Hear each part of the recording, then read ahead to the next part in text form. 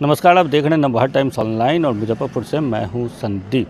आज वित्त मंत्री ने अंतिम बजट जो है वो सदन में पेश किया, पर लोगों को जो उम्मीद थी कि चुनावी वर्ष होने के कारण कुछ लोक लुभावन वादे वित्त मंत्री करेंगी, पर ऐसा हुआ नहीं। पूरे बजट को लेकर हम लोगों ने जो मुजफ्फरपुर के व्यवसायी संगठन है उत्तर बिहार वाणिज्य एवं उद्योग परिषद, उसके सदस्यों और चार्टेड अकाउंटेंट है, उन लोगों से भी बात की। तो उन लोगों का कहना है कि वित्त मंत्री निर्मला सीतारमण इसमें कुछ बड़ी घोषणाएं नहीं की हैं। जो बिल्कुल बैलेंस बजट कहा जा सकता है वो है, इसे लोक लुभावन बजट या चुनावी बजट नहीं कहा जा सकता है। टैक्स स्लैब में कटौती की आस थी, लेकिन वित्त मंत्री ने उस उम्मीद पर पानी फेर दिया है। आज पूरे देश की नज़र बजट पर थी। हमेशा की तरह नौकरी पेशा लोग जो व्यवसायी वर्ग हैं उनकी टकटकी लगी हुई थी कि बजट चुनाव से पहले पेश हो रहा है। ऐसे में उम्मीद भी बहुत ज़्यादा थी। लोगों को लग रहा था कि वित्त मंत्री निर्मला सीतारमण लोकसभा चुनाव से पहले लोक लुभावन बजट पेश करेंगी, लेकिन उन्होंने ऐसा कुछ नहीं कहा। ठीक 11 बजे सीतारमण ने बजट स्पीच पढ़नी शुरू की और फिर देखते ही देखते यह कब ख़त्म हो गया कुछ पता ही नहीं चला। हमेशा सरकार जो होती है वो बजट को अपने फ़ायदे के तौर पे इस्तेमाल करती थी। जो अंतरिम बजट होता था उसमें बहुत सारे लोक लुभावन और बहुत सारी छूट, बहुत सारी मुफ्त सेवाएं देने की, जैसे बिजली मुफ्त, पानी मुफ्त की घोषणाएं करती थी। इस तरह का कोई वादा वित्त मंत्री ने नहीं किया है। आज के बजट को लेकर जो व्यवसायी वर्ग है, आम लोग हैं, जो चार्टेड अकाउंटेंट हैं, उन्होंने क्या कुछ कहा है पहले वो आपको सुनाते हैं। पहली बार मात्र 20 से 22 मिनट का बजट अभिभाषण बजट किस प्रकार? नहीं, पहली बात तो यह है कि इस बार जो वित्त मंत्री जी ने जो बजट पेश किया है वो कंप्लीट 58 मिनट का बजट है। 11 बजे शुरू करके 11:58 पर उन्होंने समाप्त किया है। और यह जो बजट है, सबसे बड़ी बात हम लोगों को ये लगा कि मोदी जी पूरे आत्मविश्वास से भरे हुए हैं कि जो हमने 5 वर्ष तक काम किया है उसके आधार पर जनता हमको वोट देगी। और इसी आधार को मानते हुए उन्होंने जो बजट पेश उनके वित्त मंत्री जी ने जो किया है कि कोई लोक लुभावन बातें नहीं की गई है इस बजट में। इस बजट में जो भी बात की गई है वो निश्चित रूप से माने किसी को न किसी प्रकार की राहत न किसी प्रकार का बोझ, ये एकदम सामान्य सा बजट है। इस बजट में जो है एक तो जो है मतलब जो एक दिशा उन्होंने देने का काम किया है।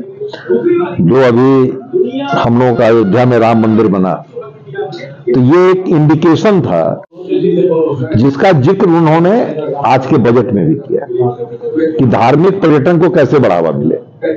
इसके अलावा इस बजट में जैसे देखिए रेलवे के साइड में जो सामान्य जो बोगियां हैं अभी ट्रेनों की, उस सभी बोगियों को अपडेट किया जा रहा है। जैसे वंदे भारत की जो बोगियां हैं उस प्रकार से जो है सो बोगियों को परिवर्तन किया जा रहा है। रेल लाइन वगैरह का काम तो कोविड के समय से ही चल रहा था, तो वो एक बहुत बड़ा परिवर्तन जो है सो रेलवे में है। इसके अलावा मान लीजिए एक बात आई कि 1000 जो है फ्लाइट खरीदने का जो है निर्णय ऑर्डर दिया जा रहा है। इसके अलावा मैं स्टार्टअप जो हम चूंकि उद्योग से संबंधित हैं, तो जो स्टार्टअप की जो योजना चल रही थी उसको 1 साल के लिए बढ़ावा दे दिया गया है। इनकम टैक्स वगैरह में किसी प्रकार का जो है टैक्स में कोई रिबेट वगैरह की बात नहीं है। कुछ इस तरीके की जो इनकम टैक्स का जो लोगों के यहाँ पुराना बकाया है, उस बकाये में कुछ प्रकार की छूट दी गई है, उसमें कुछ लोगों को माफी दी गई है, जिसका पूरा डिटेल हम लोगों को मान लीजिए आने वाले समय में वो उपलब्ध हो जाएगा कि जिनके यहाँ 25,000 या 10,000 इस प्रकार का रकम बहुत दिनों से बकाया आ रहा है और उसका पेमेंट नहीं हो पा रहा है, सरकार भी बता नहीं पा रही है कि ये बकाया है तो किस प्रकार का है, तो उसको माफ करने का काम इस बजट में किया गया है। ओवरऑल कुछ छूट नहीं दिया गया, तो कुछ नया लादा भी नहीं, कुछ लादा भी नहीं गया। ये एकदम सामान्य है। 4 महीने का खर्च जो केंद्र सरकार के द्वारा किया जाना है उस पर जो है संसद की स्वीकृति लेना ही एक मकसद है। और हमको लगता है कि नई सरकार जो आएगी वो जो है सो जो भी सरकार आगे की जो दिशा तय करेगी उसके आधार पर आगे का बजट होगा। बात करें तो किस प्रकार का बजट था? जैसे बजट में कहां से आमदनी आएगी उसका ब्यौरा रहता है और कहां सरकार उस पैसे को खर्च करेगी उसका ब्यौरा रहता है। तो इस बजट में कोई भी एडिशनल लेवी नहीं की गई है, एडिशनल रिसोर्सेज जुटाने के लिए कोई भी तरह का टैक्स वैक्स का प्रावधान नहीं किया गया है और माना गया है कि जो नीति सरकार की चलती आ रही है उसके आधार पे ही कलेक्शन इतना अच्छा होगा कि आगे हम खर्च कर सकेंगे। अब खर्च के मदों में इन्होंने कुछ नए नए आयाम दिए हैं जो कि देश की जनता के लिए और देश की प्रगति में बहुत ही हितदायक होंगे। अभी तक आपने देखा होगा कि जितनी स्टेट गवर्नमेंट्स है सब वो इलेक्शन के समय में फ्री बिजली, फ्री ये, फ्री वो की घोषणा कर देती हैं और अल्टीमेटली उसका इफेक्ट स्टेट गवर्नमेंट के एक्सचेकर पे पड़ता है जिसका कि भुगतान टैक्स पेयर को करना पड़ता है और उसका भुगतान के लिए उस पर टैक्स लाद दिया जाता है। इसमें एक योजना बनाई गई है रूफटॉप सोलराइजेशन। जैसे सरकार ने इनडायरेक्ट रूप से 1 करोड़ घर वालों को 300 यूनिट पर मंथ का बिजली का बिल नहीं आने का प्रावधान कर दिया। इसमें सरकार आपको कुछ छूट नहीं देने जा रही है। सरकार क्या कर रही है कि आपके रूफ टॉप पे सोलर पैनल लगवा देगी सब्सिडी देके, उससे आप बिजली जनरेट कीजिए और 300 यूनिट तक की बिजली जनरेट करने लायक आपका सोलर पैनल वो दे देगी।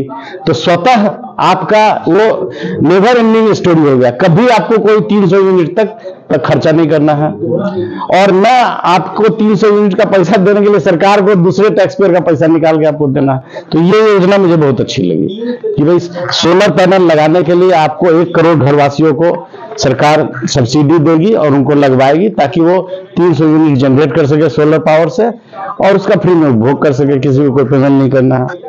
राज्यों का जो घाटा है 4.8 से घटाकर 4.1 तक लाने की भी बात कही। हाँ, उसके बाद दूसरी योजना इन्होंने बहुत अच्छी लागू की है कि टूरिज्म पे इन्होंने बोला कि इंडिया के जीडीपी में टूरिज्म का हिस्सा प्रतिशत अभी उतना ज्यादा नहीं है जितना एक्सपेक्टेड था, क्योंकि हमारे इंडिया में हर कोने में टूरिज्म स्पॉट है।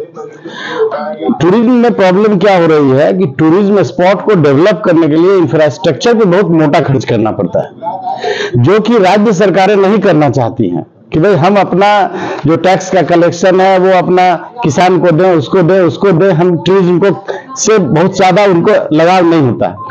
तो सेंट्रल गवर्नमेंट ने इस बार प्रावधान किया है कि हम 15 से 20 साल तक की या तो ब्याज मुक्त या बहुत नॉमिनल ब्याज पर स्टेट गवर्नमेंट्स को फंड देंगे उनके प्रपोजल पे कि वो अगर कोई नया टूरिज्म स्पॉट डेवलप करना चाहते हैं तो उसके लिए स्टेट गवर्नमेंट को चिंता नहीं करनी होगी।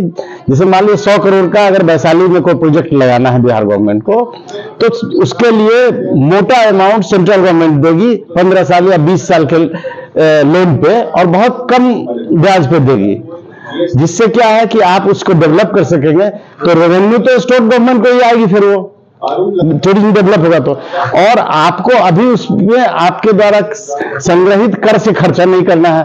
15 साल बाद जब आपका रिपेमेंट शुरू होगा तो तब तक आप कमा चुके होंगे, आप लौटा दीजिए। तो ये भी योजना मुझे अच्छी लगी, क्योंकि बहुत से स्टेट गवर्नमेंट के पास फंड की प्रॉब्लम है, फंड उतना इन्वेस्ट नहीं कर पाते हैं। बाकी जैसा कि हमारे अध्यक्ष महोदय ने बताया है कि डायरेक्ट और इनडायरेक्ट टैक्स में कोई चेंज नहीं किया गया है और उसमें अगर कोई चेंज की जरूरत समझ में भी आएगी तो नई सरकार जब अपना रेगुलर बजट पेश करेगी मई जून में, उस समय वो लोग करेंगे। अभी उन्होंने एक जनरल पब्लिक को राहत देते हुए जैसा कि उन्होंने बताया कि 2011 के पहले के जो भी इनकम टैक्स के डिमांड है, जो कि सेसी भी पूछता था विभाग से कि भाई किस चीज का पैसा है बताइए, तो वो नहीं बता पाते, केवल ये बताते थे कि मेरे यहाँ आपके नाम पर आउटस्टैंडिंग दिखा रहा, तो उसको एक छूट दे देगी, उसका भरपाई कर देगी, उसको राइट ऑफ कर देगी अपने अकाउंट में। और 11 से 15 तक 25,000 के अमाउंट को और 11 से 15 तक का जो ड्यूज है उसमें 10,000 रुपए की छूट दी गई है, जो कि छोटे छोटे करदाताओं के लिए बहुत बड़ी रिलीफ है। किसी का असेसमेंट हो गया, कुछ हो गया, ब्याज का पैसा बाकी है, कुछ मालूम नहीं कि क्या चीज का पैसा बाकी है, नोटिस आई आ रही है कि आपके यहाँ 2017 का इतना रुपया बाकी है, 12 का इतना है, 13 का इतना है, और उन लोग परेशान हैं। तो ये एक अच्छी पहल है और इसके साथ ही मैं कहूंगा कि ये बहुत ही रियलिस्टिक बजट है। इसको लोक लुभावना बजट या इलेक्शन पे बेस्ड बजट नहीं बोला जाएगा। जो जनता की नीड है, जो समाज के उत्थान के लिए जरूरत है, जो हम लोग को 2047 तक थर्ड लार्जेस्ट इकोनॉमी बनने के लिए जो विजन है, उसके तरफ ये कदम है। क्योंकि इस तरह रेवड़ी बांटकर हम कभी भी देश की प्रगति जितनी होनी चाहिए उतनी नहीं कर सकते। तो जैसा कि आपने सुना कि लोगों ने क्या कुछ कहा, उन्होंने कहा कि अगर कुछ नया हमें नहीं दिया गया है तो कुछ नया लादा भी नहीं गया है, बिल्कुल बैलेंस ये बजट है और इन्होंने इसे अच्छा बताया है। मुजफ्फरपुर से नवभारत टाइम्स के लिए मैं संदीप कुमार।